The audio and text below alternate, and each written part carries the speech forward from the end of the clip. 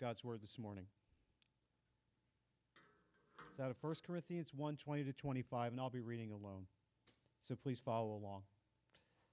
Where is the wise? Where is the scribe? Where is the disputer of this age? Has not God made foolish the wisdom of this world? For since, in the wisdom of God, the world through wisdom did not know God, it pleased God through the foolishness of the message preached to save those who believe. For Jews request a sign, and Greeks seek after wisdom. But we preach Christ crucified, to the Jews a stumbling block, and to the Greeks foolishness.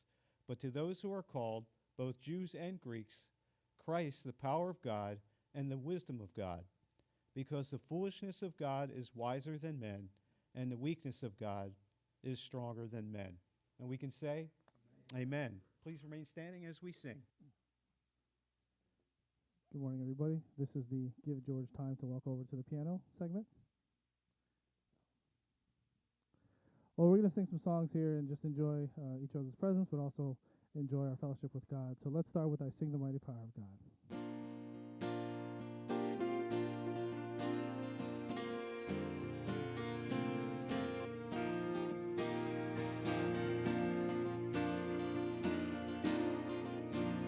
I sing the mighty power of God that made the mountains rise, that spread the flowing seas abroad and built the lofty skies. I sing the wisdom that ordained the sun to rule the day. The moon shines full at his command, and all the stars obey. I sing the goodness of the Lord that filled the earth with food.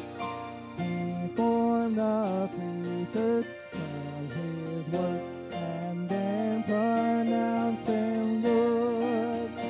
Lord, how thy wonders are displayed where'er I turn my eye. If I survey the ground I tread, or gaze upon the sky, there's not a plant or cloudy road but makes thy glories known.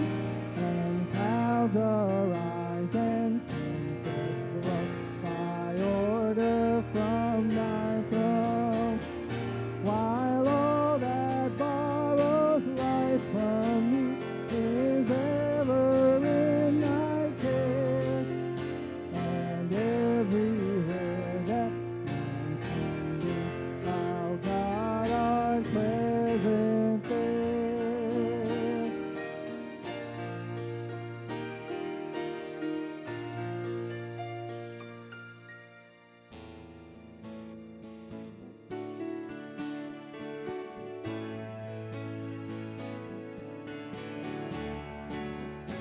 Jesus, hope of the nations, Jesus, comfort for all who mourn.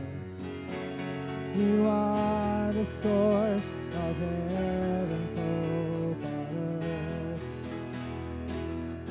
Jesus, light in the darkness.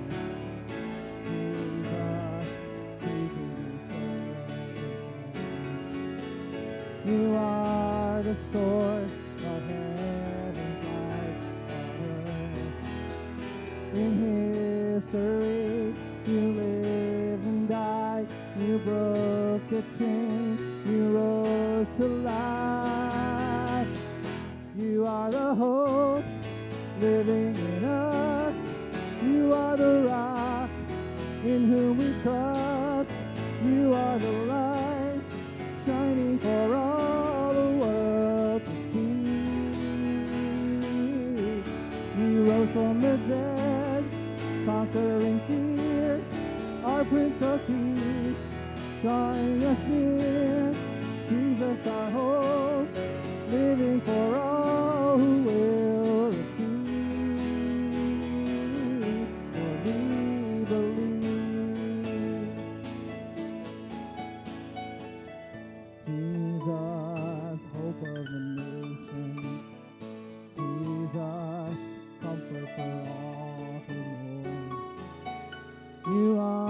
the source of heaven's hope on earth. Jesus, light in the darkness. Jesus, shrieking in circumstance. You are the source of heaven's light on earth. In history, you lived and died. You broke the chains. You rose to life. You are the hope living in us. You are the rock in whom we trust. You are the light shining for all the world to see. You rose from the dead, conquering fear, our Prince of Peace, drawing us near. Jesus, our hope, living for all who will receive. Lord, we believe.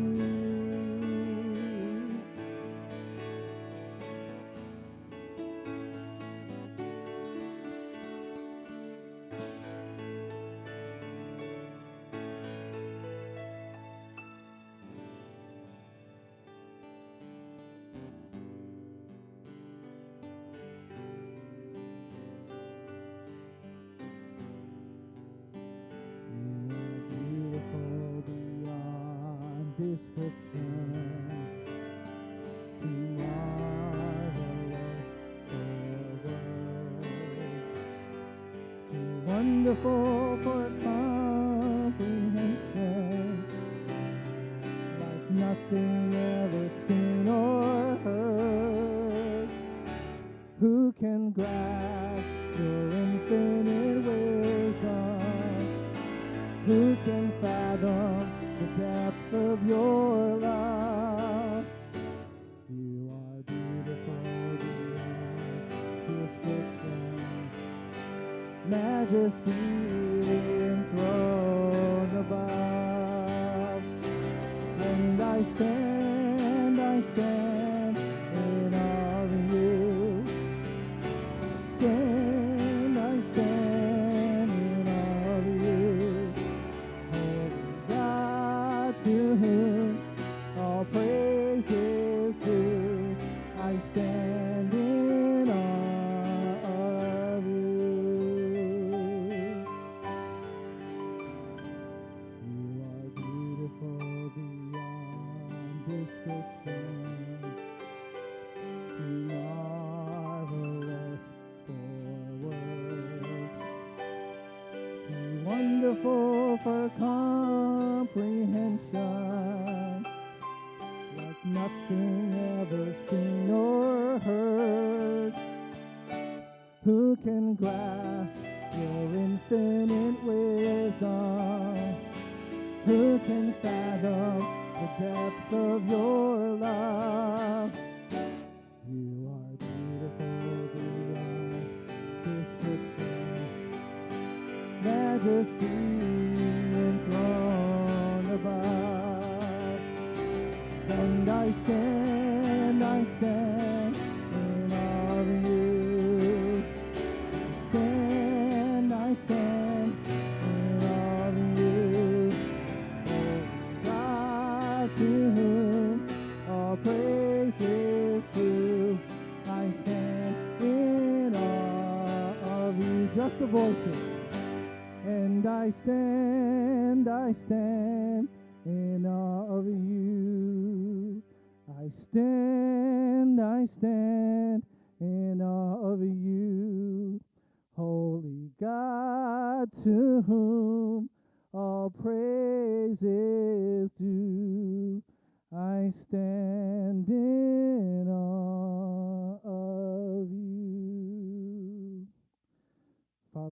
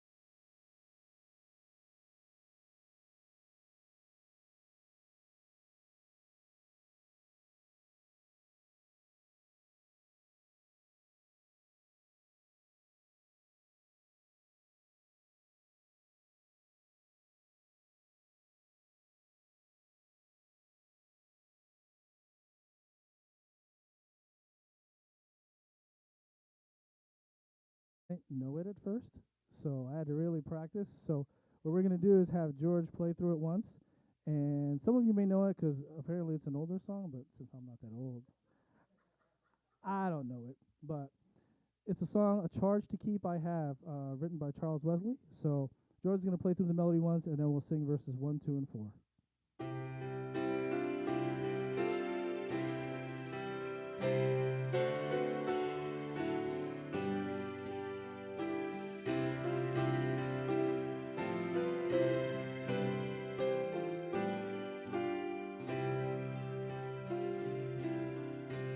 A charge to keep I have, a God to glorify, a never dying soul to save, and fitted for the sky.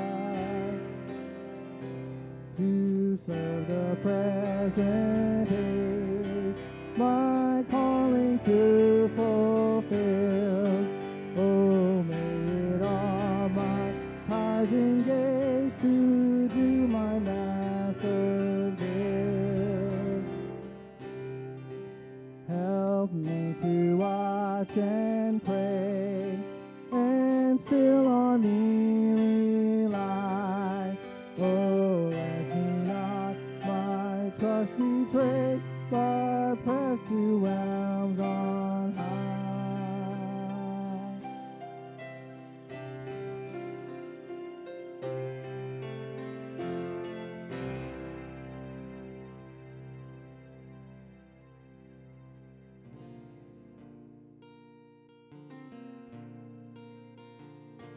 Above all powers, above all kings, above all nature and all created things, above all wisdom and all the ways of man. You were here before the world began. Above all kingdoms, above all thrones, above all wonders the world has ever known, above all wealth and treasures of the earth, there's no way to measure what's your worth. Crucified, laid behind the stone, he lived to die, rejected and alone, like a rose trampled on the ground. He took the fall and thought of me above all.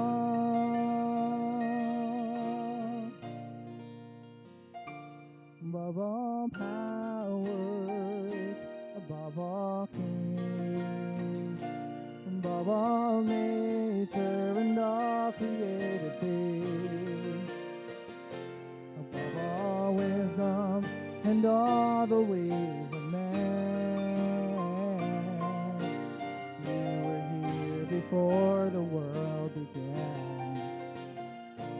Above all kingdoms, above all thrones, above all wonders the world has ever known, above all wealth and treasures of the earth, there's no way to measure what's yours. Crucified, laid behind the stone, lived to die, rejected and alone, like a rose trampled on the ground. He took a fall and thought of me. Crucified, laid behind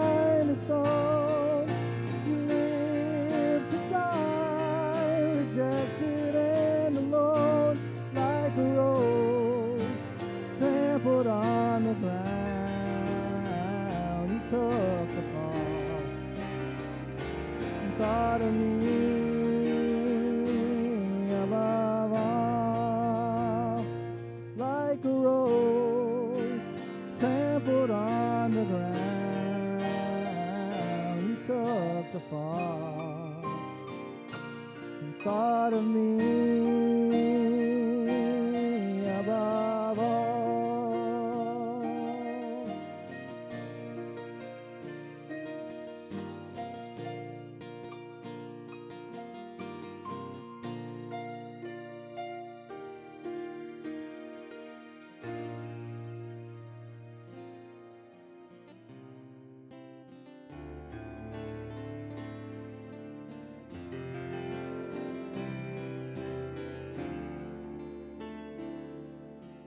Purify my heart, let me be as gold and precious silver. Purify my heart, let me be as gold, pure gold, refiner's fire. My heart's one desire is to be holy, set apart for you, Lord. I choose to be holy, set apart for you, my Master, ready to do your will, oh Lord, ready to do your will.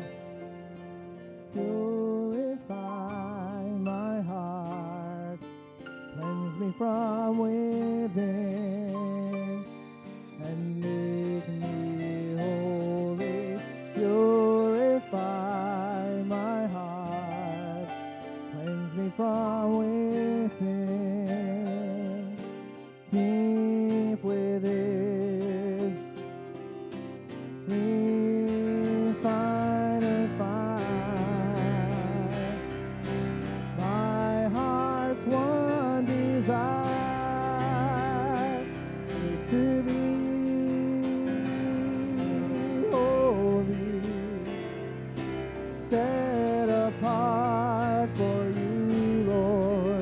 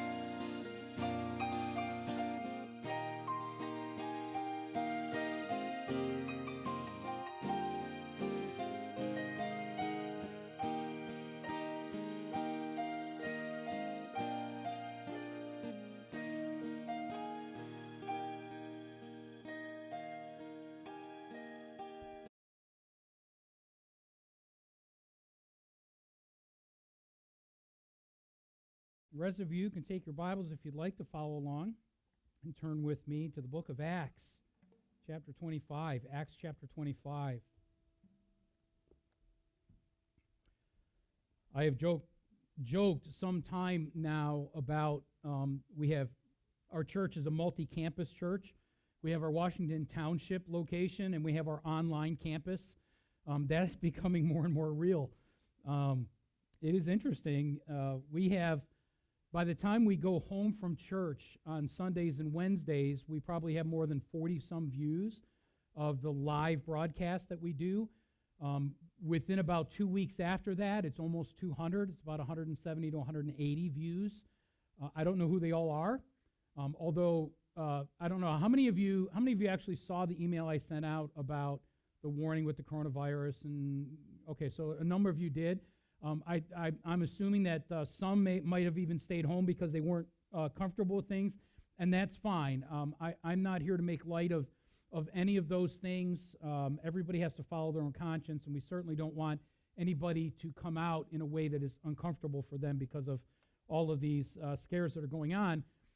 But it's amazing how God has prepared us to be able to do things online. So please watch those emails, texts, Facebook posts, websites, things like that, so that Wednesday night, I'm going to try and do something creative Wednesday night. So there'll be an email with some instructions at the latest by Tuesday to tell you what we're doing, when we're doing it, and how you can be involved in it.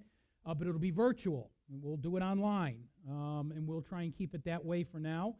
And pray that we don't have to move the morning services to that kind of forum.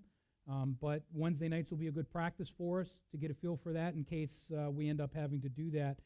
There are some churches in our area that are larger churches that have already decided to do that, some of which don't have the ability yet that we have in place to be able to go live online.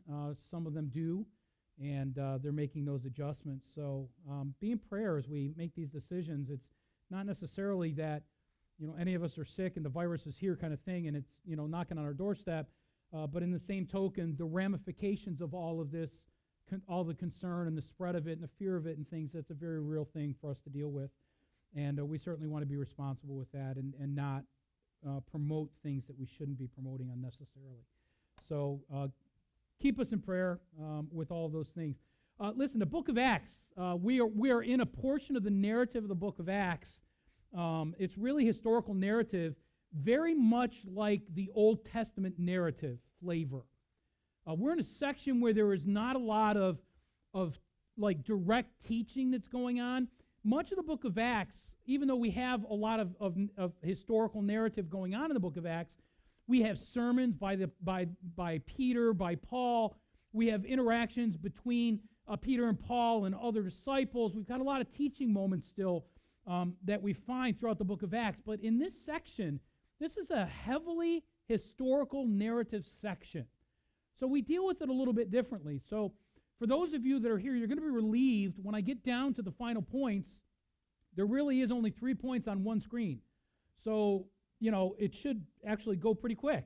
And for those that are at home, you're going to be like, I should have gone, which is my goal. It's my, twisted way of thinking. But listen, the Apostle Paul, we want to remember where he is, okay? He was finishing his last journeys. He had gathered all the offerings from the churches of Asia Minor, and he was taking them back to the church of Jerusalem to help offset some of the persecution that they had experienced. And his friends were warning him not to go back there, and prophets of God told him what would happen if he did go back there, and yet he went back there anyways to Jerusalem. And we know that he went through this time of cleansing and purification as he took a vow coming back into Jerusalem like any Jew that had been traveling among Gentiles would do. For that time of purification, that was the end of which was signified by a sacrifice. It was an outward testimony. By the way, that sacrifice was very much like our baptism. It didn't save them, but it was an outward testimony of their commitment to God, their love for God, and their desire to be pure for God. So when they would travel as Jews among the Gentiles, they'd come back, they'd take this vow, They'd have a time of purification in the temple, then they make an offering, and they would come out from that. The Apostle Paul did that. He wasn't teaching, he wasn't causing a ruckus. Ruckus, I don't know, is that a word you guys use? Okay, all right, okay, I'm showing my age now, I'm so embarrassed. No, like you didn't know. Anyways, so he gets back, all of these things happen, and yet there's still this, there's still this uproar. So he's captured because the Sanhedrin are razzing up the people, getting everybody excited. They want to put Paul to death. We know that things go back and forth there in chapter 23, chapter 24, last week we were looking at as well. And all of these things happen. Ananias is certainly spearheading a part of it. They bring that lawyer together with them. They send him up to Caesarea, and the Romans are tipped off to the plan that they have to kill him on the way to Caesarea, and so they send this big garrison, or part of the garrison, with them, with 70-some horses and their footmen and spearmen and all these kind of things. They get him to Caesarea. Most of them come back to the garrison there in Jerusalem as well. He's there again with Festus then, there in Caesarea. We know at the end of chapter 24, Festus he's transitioning. And I don't know exactly what happened there or why. I know that the Romans moved people around a lot because they didn't want them to get too comfortable in any one region. It's probably good leadership. So they would change over those people periodically. So after 2 years, verse 27 of chapter 24, after 2 years of Paul being there, Festus is replaced. And he's succeeded by Felix. So we have Festus and Felix. Now, forgive me if I get their names backwards, okay? So I sometimes call my daughters by each other's names. So it happens, okay? But you understand that let's see, now I got to look, all right? Festus is replaced by Felix. Here we go. Maybe I can remember by Felix the cat, if you remember him. All right. So he's a cool cat. He's in charge now, and we come down to chapter 25. And we find this continuing story. The Apostle Paul's then been there wrongfully imprisoned for 2 years. He is at part maybe at this point, if not writing, at least beginning to gather some of the materials that he will use to write the prison epistles, many of which we believe was written by him during his Roman imprisonment. But at this point, he's in Caesarea. They can't quite figure out what to do with him. The Romans can't convict him to death because there's not enough evidence. The Jews can't kill him because the Romans are too good at protecting their own citizens, of which the Apostle Paul is one. So he's kind of in this limbo. And in enters this new protagonist in the narrative. Now, for those of you who have studied literature and things like that, you understand the protagonist is like the main character of the story. He's the one that the story is now going to revolve around, and that is going to be this Festus at this point. The story revolves around him. The Apostle Paul is almost secondary to the story. When we go down through here, in fact, we find very little said from the Apostle Paul himself. It's all about him, but he's not really being dealt with at all.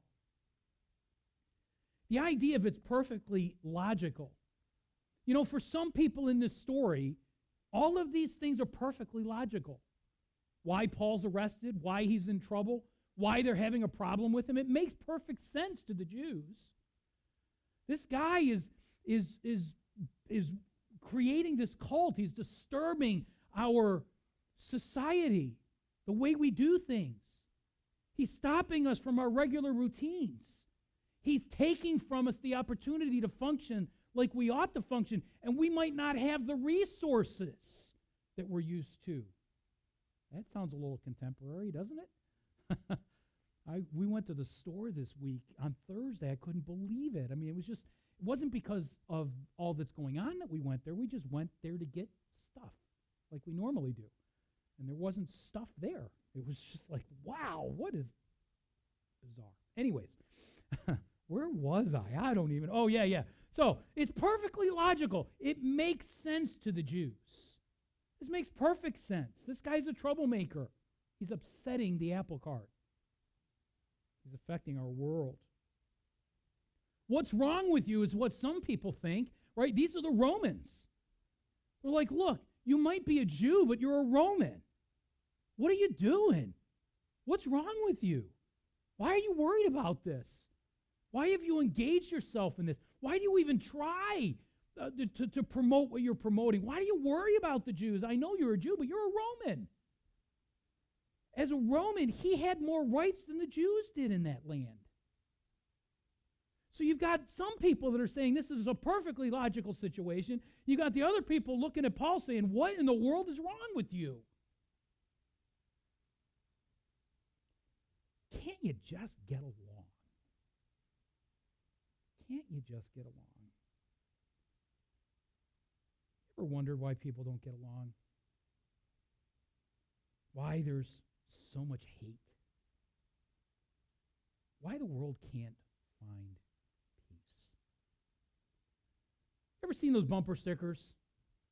I got a few pictures for you, and the first one, this bumper sticker, it's a great bumper sticker, right? Coexist. Have you seen this? It's all the different symbols of different religions all put on a thing. The symbols kind of replace the letters of the alphabet so that we see. And it's interesting that the very first one is Islam, and it just goes across from there. And it has all of them. And the idea of this is this. Can't we just all get along? Believe whatever you want to believe. It's okay. And you see them everywhere. You see them in all sorts of places. There's another one that shows it as well. And this one, ignore the license plate. I don't know. You can look it up later if you want to. I don't know. Here's another one. It's interesting, some of the other bumper stickers that are on the back of this car. One is quoting Einstein. The most precious things in life are not those you can buy with money. But then there's another one, the little one that's off to the side there. I like this one. Duct tape is like the Force. It has a light side and a dark side, and it holds the universe together. That's great, right? Coexist. Why don't we just get along? Let's just tape it all together and be happy. Oh, man, Alaskans loved duct tape, let me tell you. I flew in a plane, a Cessna 180, and we went over to the far side of the inlet, over by where the volcanoes are to go fishing, and he had these like 2-3 rolls of duct tape in the back, and I looked, I said, Mark, what's the duct tape for? And he goes, well, that's in case when we land, something flips up and tears the rudder or wing or something like that. I'm like, seriously, you're going to fly home with duct tape on? Yeah, he goes, it'd be fine. Psst, whatever. I'm like, wow, okay. Yeah, Einstein. Oh, it's hilarious. Here's another one. This one says, proud to be peaceful, with the American flag there. I am proud to be peaceful. Why can't we just coexist? Here's a sad one that is on that same car as well. If you can't trust me with a choice, and you know what that means, right? The big choice movement. How can you trust me with a child? How can I trust someone with my child if they choose to kill others? Is how I look at it. Coexist. Why don't we just get along? How come we can't just, those of us that see things differently, just get along with each other? How come? Have you noticed there's a theme in the color of these cars? I don't know if it's a conspiracy. Look at the next one. Beige and brown. Right? Everything's beige and brown. Every one of them is beige and brown. I don't know what's up with that. It's kind of interesting to take a look at these cars. Coexist. Why can't we just get along? Here's another one, too. This one's fun. Stepping up the beige theme a little bit with the wheel cover, right? Not only should we coexist, but hey, listen, life's good. This is all we have. Eat, drink, and be merry, for tomorrow you die. Isn't that what it says in Ecclesiastes? Right? Why don't we just be happy and then tomorrow we die and it's all over? Life is good. Life is too short to worry about all this stuff. Here's one that tried to hide it by using one of those black and white gray filters. I think it's a beige car. I'm pretty sure it is. I love these bumper stickers. It's starting to multiply now. And we're getting close to the VW theme here, right? It's a Volkswagen. They covertly hide the beige by using the black and white filter. Here's some of the bumper stickers on the back of this one. Share. Save a life. I like the one. Eat Bertha's mussels. Clamshells, I'm sure. Another one that you can't really quite see very well there, maybe on the screen. Shuck responsibility. Toss it. Who needs responsibility? Just be free. Love everybody. There's a Bernie sticker on there. There's another sticker. I'm not sure the background of this one. It says moon life. Like there's going to be a life, a better life on the moon somehow. I'll let them go. There's a funny one there. It has the look of this crazed cow, right? And the caption underneath it says the dead milkman, right? Cow killed the milkman, yeah. Led Zeppelin sticker on there. And if you notice, you don't see really the colors, but in the top left corner there is a little smiley face in all the rainbow colors. We know what that represents nowadays, how they took a symbol of God's promise and changed it into something that is supposed to be tolerance of some sort. There's another one with the skull and crossbones, you know, and the big thing here is it says with the skull, it says misfit. We're a misfit. You know what's interesting to me? In the scriptures, when we look at the people who were religious and worldly compared to Jesus Christ, who was the one that really went to the misfits? Jesus Christ. The other ones, the world didn't have anything to do with them. They thought that they were that way because they were sinners. They're just beggars, you know, and you kind of sneered their nose at them. You know, the whole thing of the stigma that existed with the people who were blind or deaf or not able to speak, the people who had leprosy that were isolated out, and all the things that the world did, on top of the fact of what the Pharisees did. Christ was the only one that went to the Samaritan woman, who was the scourge of that society, outside of God, let alone the scourge of those who were religious. Christ came to seek and save the ones who were lost. This one's interesting. Misfit, the little bumper sticker at the top right there, you might not be able to see that. It's actually a quote from Bob Marley. I don't know if you remember Bob Marley back in the 70s and 80s. He had the reggae. He's the one that made reggae from Jamaica popular. That sound, he didn't live very long. He died in 1981 after only 36 years. He has a number of quotes. One, don't worry about a thing, because every little thing gonna be all right. It's just gonna be okay. Let's get along. Whatever happens, happens. What did the French used to say? C'est la vie. Whatever. It's all good. Another thing he said, one good thing about music, when it hits you, you feel no pain. I bet not. But that was what he was trying to promote. But the sticker on here says this: emancipate yourself from mental slavery. Now, that was in reference to a couple of the albums that he put out that was specifically about society and culture. It was anti-culture. Emancipate yourself from mental slavery. No one but ourselves can free our minds. No one but ourselves can free our minds. I don't think that there's anybody in the global culture right now that feels very free. We don't feel any freedom right now. Stores are closing down. Schools are closing down. Nursing homes are closing down. Hospitals are restricting visitors and things. Stores are emptying out. The stock market is... there's not a lot of freedom right now. Granted, we have more freedom than some. I have to take you to the last one. This is the quintessential Peacemobile. Notice the license plate. Alaska, of course. That's probably the only place where these things still exist. I haven't seen one of these in a long time, especially with the big luggage rack thing on the top. I think that's hilarious. This thing is a depository of irony, oxymorons, and paradoxical ideas. This one just has everything on it. It's interesting. One says, make beer, not bombs. The very next one says, menace to sobriety. not society, sobriety. And the third one says, be responsible. Really? Really? Unbelievable. Kill your television, it says. Make beer, not bombs. Bush is Satan. There's a good one. Bush is Satan. There's all kinds of bumper stickers all over the back of this thing with the ideas that the world has. Is it any wonder when we come to 1 Corinthians chapter 1? Where is the wise? Where's the scribe? Where's the disputer of this age? Has not God made foolish the wisdom of this world? Right? Let's get to the text. I bet you were wondering if I was ever going to get there.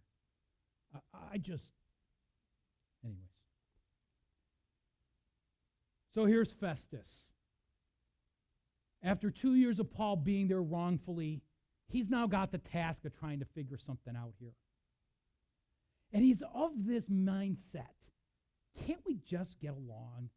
I mean, honestly, why does my job as a Roman soldier in charge of this garrison have to be so complicated? Can't you just figure it out? Verse 1, now when Festus had come to the province after 3 days, he went up from Caesarea to Jerusalem. And the high priest and the chief men of the Jews informed him against Paul, and they petitioned him, asking a favor against him, that he would summon him to Jerusalem, while they laid wait in ambush along the road to kill him. Again, this motive that they were trying to somehow catch him, thinking maybe the new guy wouldn't be so smart, he wouldn't be onto him, and they'd finally be able to execute the plan that they originally had when they sent him to Caesarea in the first place. Can you imagine? For 2 years they've been trying to do this. Year after year after year trying to get the Apostle Paul. Man, things just don't work out for them. Verse 4, but Festus answered that Paul should be kept at Caesarea, and that he himself was going to be going to Jerusalem shortly. Therefore he said, let those who have authority among you go down with me and accuse this man to see if there is any fault in him. So he's saying in Caesarea, instead of me sending him to Jerusalem, you who are accusing him here are going to go with me to Jerusalem. I'm taking you. Let me share with you as we go through this narrative 3 struggles of living without God in the picture. Because that's really what the coexist is. Let anybody who believes whatever they believe whatever they are, just get along with it. It doesn't matter. Let's not worry about it. Let's just, if they want to talk about that, that's fine. As long as they don't believe it, as long as it doesn't affect me, let's just get along. 3 struggles for the world for living without God. The first one is this: just getting along never works. Have you noticed how little the Jews are trying to just get along? The Apostle Paul's been off the market for over 2 years, and they can't let it go. They can't stop themselves. They're so full of hate and rebellion against anything Paul represents, and certainly at this point, probably against God himself, religiously, Jewishly, all of those things. They just can't get along. It just doesn't work for them. Without God in the picture, there is no getting along because everybody is out for themselves. I mean, what else do you have to live for? If there's not something greater than you to live for, then you're it. One of the struggles that the world has in living without God is just getting along never works. We have seen it, tried and tried and tried again. For those of us who lived through the 60s, they tried this. The communes and the hippie movements but that's not the first society that's ever tried this. There's this drive in the human nature to try and find this euphoric place, this nirvana of sorts. That's somewhere out there. In humanity, we have the answer. We just haven't quite put our finger on it yet. We'll figure this out. Even the Hindus themselves, with over 300 million gods, are striving to try and find the one that finally gets them to nirvana. Right? To that extra physical existence, outside of physical existence. That place of peace and full harmony. You can even see evidence of it. I'm big into like sword movies, you know, Count of Monte Cristo and Samurai and, you know, all that. I'm weird. So my brother and I, we used to, you know, whack each other's knuckles with broomsticks and all that kind of stuff. So we did all that kind of stuff. And I always lost. But anyways, the Last Samurai. And I remember the story of the Last Samurai. And at the end, you know, the head samurai guy with Tom Cruise there, and he's finally killed on the battlefield. And just before he dies, he looks up and he sees the blossoms falling. You know, finally, I am escaping the trap of material and experiencing the nirvana of immaterial. That's the idea. The answer isn't in humanity. Just getting along never works. Look at the next verse, verse 6. When we had remained among them more than 10 days and went down to Caesarea, and the next day, sitting on the judgment seat, he commanded Paul to be brought. When he had come, the Jews who had come down from Jerusalem stood about and laid many serious complaints against Paul.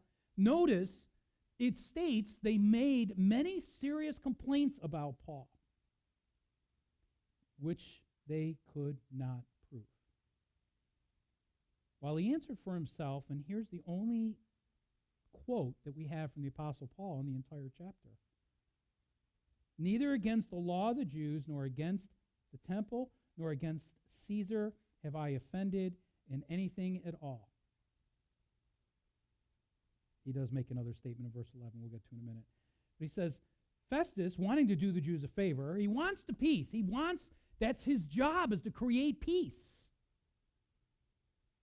Wanting to do a favor for the Jews, he answered Paul and said, are you willing to go to Jerusalem and there be judged before me concerning these things? He wants to kind of get in the Jews' favor as the new commander to try and help him in his job become a little bit easier in keeping the peace. Paul's only other answer here is this: I stand at Caesar's judgment seat. This is a big appeal for a Roman, where I ought to be judged. He reiterates to the Jews, I have done no wrong, and you know it. You know it, Festus. For if I am an offender or have committed anything deserving of death, I do not object to dying. In fact, with the Apostle Paul, it probably would have been a relief at this point. But if there is nothing in these things of which these men accuse me, no one can deliver me to them. I appeal to Caesar. And he had a right to do that as a Roman. Look, if they don't have any reason to convict me, then take me to where I belong. Take me to Caesar. Festus, when he had conferred with the council, I'm sure he's like, he didn't say that. No.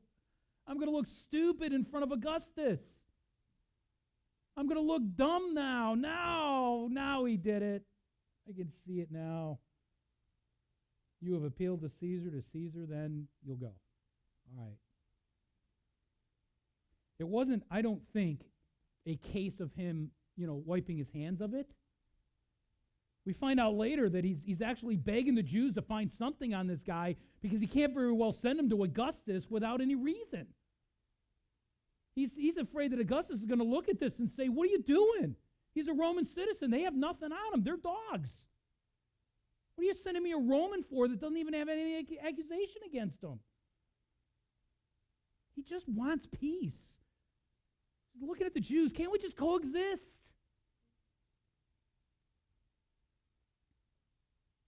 He couldn't find any reason. Listen, hate needs no reason. Hate is designed by Satan himself. He uses hate to put a wedge, to drive a wedge between us and God himself. They didn't need a reason. They didn't have a reason, except for their own selfish gain and what they potentially were going to lose if he was successful in coercing more people to follow him, from their perspective. 3 struggles living without God has. Getting along, just getting along, it never works. And listen, hate is going to breed hate. All of these shootings and killings and murders and things that are going on in Philadelphia, people are like, I just don't understand why. It's just hate. If we don't have a sense of what it means to be loved, then we don't have any love to give. And the love that we do give is tainted with what I'm striving to protect for myself. The biggest struggles living with God has is the fact that hate just doesn't need a reason. It's just hate. It's just hate. I was driving across the intersection of, what becomes Broadway in Pittman, but it's up by Glassboro there and Heston Road, that intersection right there. And there were these 3 guys, young men. I don't know. They were probably aged by their actions more than they truly were, but I'm guessing low 20s, so not very young. And they had this little kid's bike. And they're walking along with it, and the cars are all stopped, and they're walking along, coming up like from the direction of Pittman towards the university, and they're joking, and they're pulling the frilly things off, and then they throw it on the ground, and they're stomping on it. And then they just walked away, and it's, the training wheels all bent up, and the spokes broken. Some little kid lost their bike, and these kids, they just hate. Hate doesn't need a reason. The little girl didn't do anything to them. They didn't even know who the little girl was, probably. Just hate. It's going to break things, hurt people. Hate doesn't need a reason. Verse 13. After some days, we get King Agrippa and his sister Bernice, who came to Caesarea to greet Festus. So here's the king and his sister, the king of the Jews at the time. I say that term with a small k, king of the Jews. He wasn't much of a Jew. He didn't even understand who Paul was. I mean, as we get into the narrative, he didn't even know what was going on with the Apostle Paul because he's really completely disconnected with the Hebrews at this point. He's just kind of in a position that the Romans allowed him to be in so that he could gain everything he wanted for himself and, in a sense, rule. It's really the Romans that are ruling, but it was just kind of he's just a figurehead. But he has all kinds of benefits because they're giving him money to represent the Jews and all of those things. He really was not liked by the Jews either. After some days, King Agrippa, Bernice's sister, came to Caesarea to greet Festus. And when they had been there many days, Festus laid Paul's case before the king. Look, I got a problem here. Now, Agrippa's, he's indebted to Rome. His wealth is because of Rome, not because of Israel. So he's got a responsibility in this exchange that's going on here. And so I got this problem. And it's a problem that was left behind by Felix. That jerk just dumped this on me. And now I can't fix it. And I just got to keep the peace here. Help me out. So anyway, saying there was a certain man left a prisoner by Felix, verse 15, about whom the chief priests and the elders of the Jews informed me when I was in Jerusalem, asking for a judgment against him. To them I answered, it's not my custom, or the Romans' custom, to deliver any man to destruction before the accused meets the accuser's face to face, and his opportunity to answer for himself concerning the charge against him. Therefore, when they had come together without any delay, the next day I sat on the judgment seat and commanded the man to be brought in. When the accuser stood up, they brought no accusation against him of such things, I supposed, but had some questions against him about their own religion, about a certain Jesus, we're going to come back to this, who had died, whom Paul affirmed to be alive. And because I was uncertain of such questions, I asked whether he was willing to go to Jerusalem and there to be judged concerning these matters. But when Paul appeared to be reserved for the decision of Augustus, I commanded him to be kept till I could send him to Caesar. I'm stuck with this now. Agrippa said to Festus, I also would like to hear the man myself. Tomorrow, he said, you shall hear him. So now Festus is trying to seek the help of King Agrippa, not in resolving the issue. Once he's pleaded to go to Caesar, he's got to go to Caesar as a Roman citizen. But at least to help him with the problem of not having anything on him. So he said, I'll see him tomorrow, verse 23. So the next day, when Agrippa and Bernice, his sister, had come with great pomp, notice that is added there. You know, in the narrative, it's interesting. They don't always give a direct description of what's going on in the series or giving you all kinds of descriptions directly about the character of these people. But here's this King Agrippa and Bernice coming in with all of this pomp and circumstance. Like Israel's being oppressed. The people are being ravaged. The Sanhedrin is ruling like a caste system. They're just ridding the people of any of the wealth that they have. There's no stability. There's all kinds of persecution going on. And Rome is ruthless in killing people and burning them at the stake and putting them on crosses. It's an awful period of time.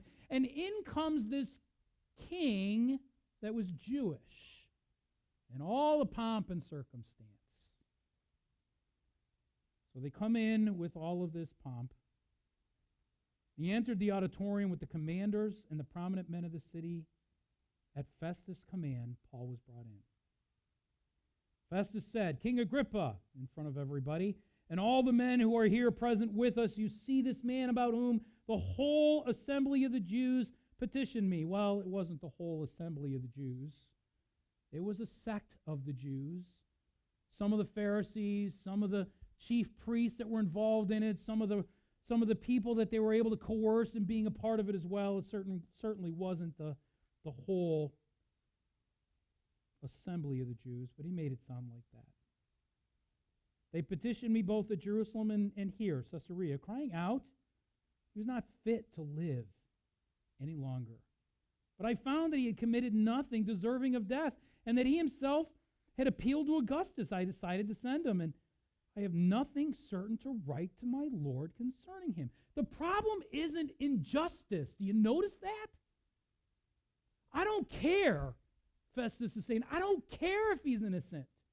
I just have nothing to write Caesar about. I don't want to look stupid here.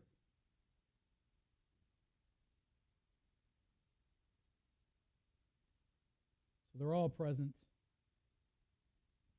I have nothing, verse 26, to write to my Lord concerning him. Therefore, I brought him here out before you, and especially before you, King Agrippa, so that after the examination has taken place, I may have something to write.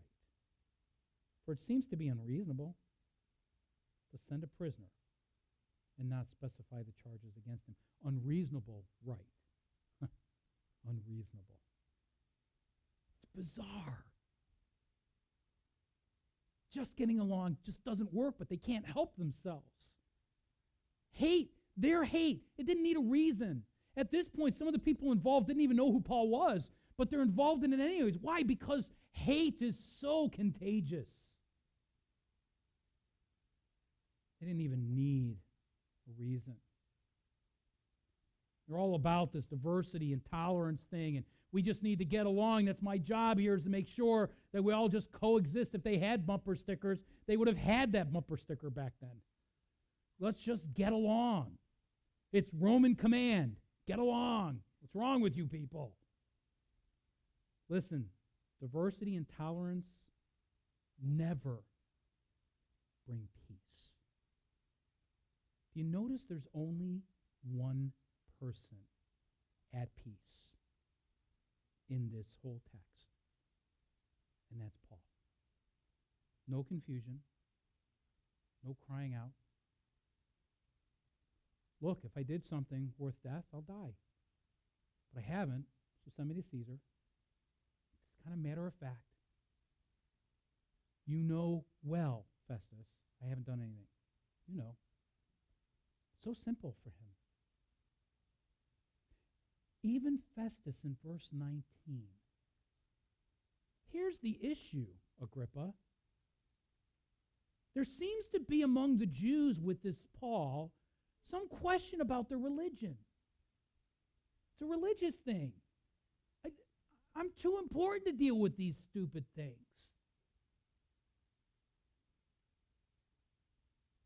And about a certain Jesus who died, who Paul says is alive.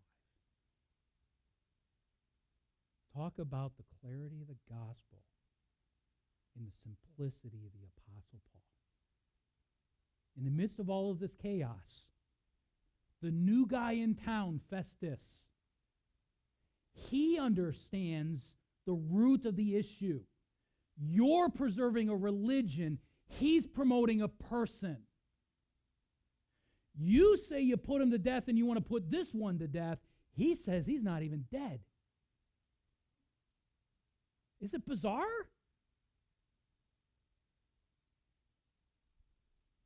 You claim you want peace. I want to command peace. But the only one here that seems to have peace is the one who is promoting Jesus Christ. Wow. We have an opportunity, even in the context culturally of what we're going through right now, we have an opportunity to be calm, to rest in Jesus Christ, and through our actions, promote him. They may not accept. We find in the story they don't. In fact, in the exchange coming up in chapter 26, even Agrippa himself comes like this close, right? Verse 28 of chapter 26, you almost persuade me to become a Christian. This close. We have an opportunity to come at this with rational heads. Trust in God's sovereignty. Not so much that we ignore what's going on. No, I don't think Paul could ignore what was going on.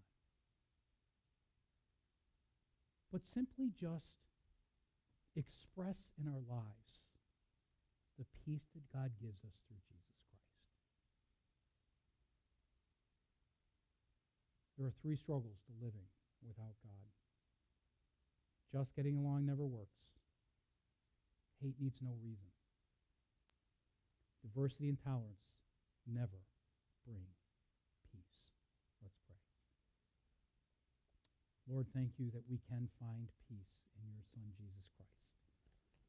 In the midst of the chaos and the trouble and the wisdom that man says that he has and tries to act upon and exude in his life, and yet the more that he does so, the more that he flexes his wisdom, the more confusing and complicated life becomes.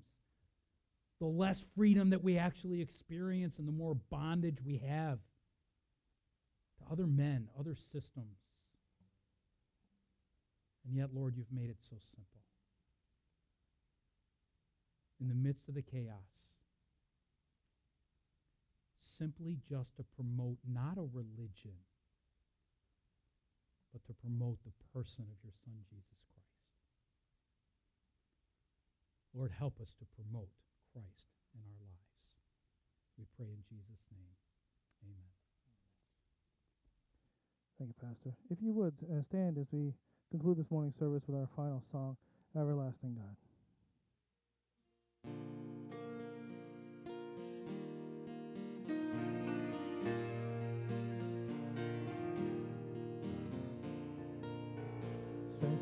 rises, we wait upon him.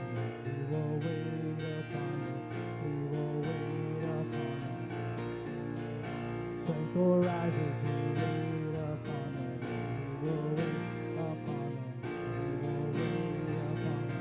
And our God, you reign forever.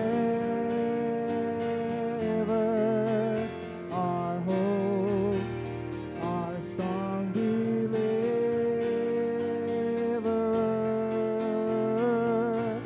You are the everlasting God, the everlasting God. You do not faint, you won't grow weary. You're the defender of the weak. You comfort those in need. You lift us up on wings like eagles.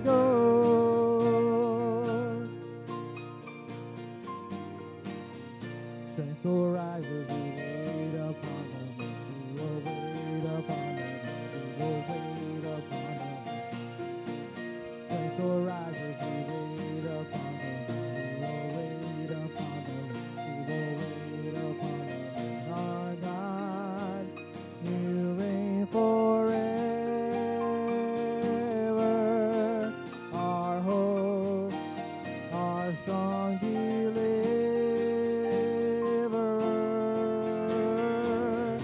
You are the everlasting God, the everlasting God. You do not faint, you won't grow weary. You're the defender of the weak. You comfort those in need. You lift us up